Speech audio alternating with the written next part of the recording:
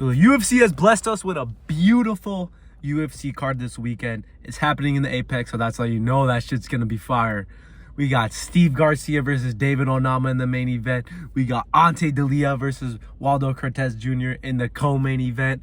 And then we got a bunch of unranked fighters in the prelims and the main card.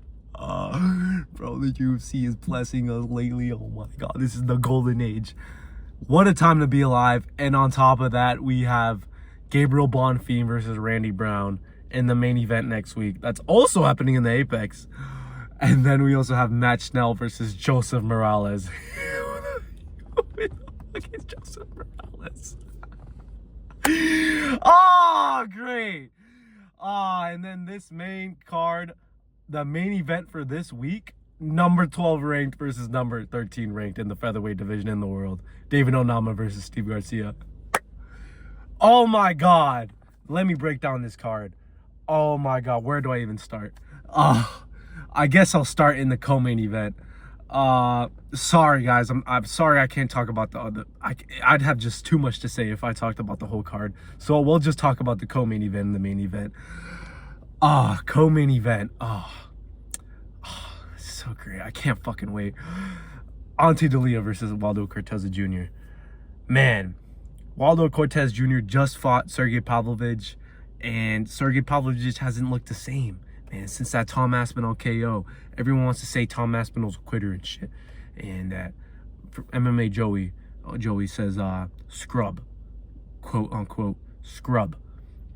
This guy Tom Aspinall is KO'd Sergey Pavlovich in the first round in 1 minute. Number 1 ranked heavyweight fighter in the world at that time. But I know apparently he's a scrub. Sergey Pavlovich though beat him by decision, and if you know, I really thought, I didn't think he was gonna win that fight, honestly. So who'd he beat before that? I can't remember who he beat before that, but I just know Waldo Cortez Jr. isn't, you know, he won't really tire out that much. His leg kicks, you know, that's his biggest weakness, his leg kicks, always since his UFC debut to this day. So you can't really blame him for still having that weakness. About 7 fights later, still having that weakness in his game. Heavyweight division, UFC Ultimate Fighting Championship, the best MMA fighting league in the world.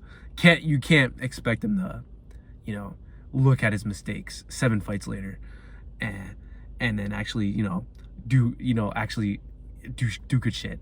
Besides that, man, Waldo Cortez Jr., he's just a pick and pop fighter, man. He's not a KO artist. And Ante Delija just absolutely destroyed Marcin Tybura in the first round in his last fight. And pretty decent striking for a heavyweight, all right? For a heavyweight.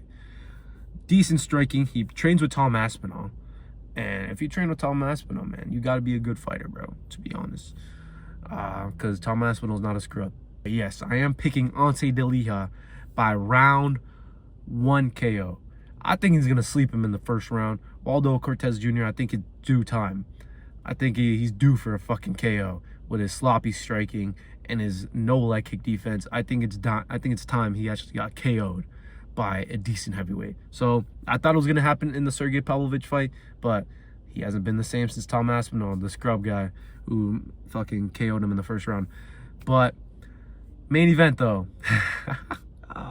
David Onama versus Steve Garcia. Oh my God, I can't wait. You got David Onama, the guy who's on, I believe, a 3-fight streak, maybe 3-fight streak, and then Steve Garcia. Hey, Steve Garcia, he actually deserves this main event spot. I don't know if it's against David Onama. I don't know if he deserves it to be against David Onama. You know, it couldn't have given him a little more jump up. I'm pretty sure David Onama's ranked below him. 1 spot, you know, number 13, and Steve Garcia's number 12. Main event. Yeah, man, I'm probably picking Steve Garcia to win this fight. David Onama, what I've heard in the past when he fought Nate Landwehr by his old coach, James Crouch. If you don't know who James Crouch is, he's not in the UFC anymore. He's not coaching anyone anymore. He got in a UFC scandal, betting scandal. Apparently one time there was this fighter who they knew that was going to get injured, that came in with an injury, knew he had a nasty leg injury, so he told one of his friends to bet a bunch of money on the opposite guy, and then the UFC fighter who came in with an injury got instantly injured from that injury that he came in with and lost the fight. So he was included in a betting scandal to win some money based on knowing information that a fighter was injured and will lose the fight. So that's not his coach anymore, but the reason why I'm bringing him up is because he was a very good coach before. He had a good mind for the sport, and I remember in an interview him saying that David Onama did not train cardio. He would never train cardio, and that showed in his fights, especially in that Nate Landwehr fight. He was winning that fight, and then he lost based on cardio. And I can't really say now that that problem has been fixed. You know, against his fight, wasn't it Gabriel some shit?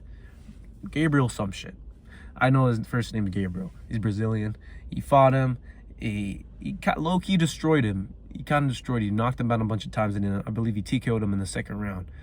And that was a good performance, but it's not enough to convince me that your cardio is completely fixed and you've really toned in on your cardio, man. Because think about it, bro. Anyone's ever ran, that shit sucks. So if you do, you have to do that shit all the time. And I can't, you know, base my prediction that you've locked in on that aspect of your training. So I'm picking Steve Garcia by, it has to be a late round TKO, man. This is a 5-round fight. Do I believe David Onama is going to survive a 5-round fight against Steve Garcia?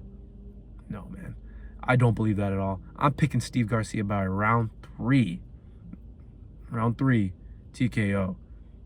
Steve Garcia is on a 5-fight TKO streak, not a KO streak. They try to no knockout streak. You know, he didn't get 5 fucking knockouts in a row. TKOs, all right? TKO finishes in a row. And he honestly, he looks vicious when he fights. I mean, this guy looks pretty, like, flabby.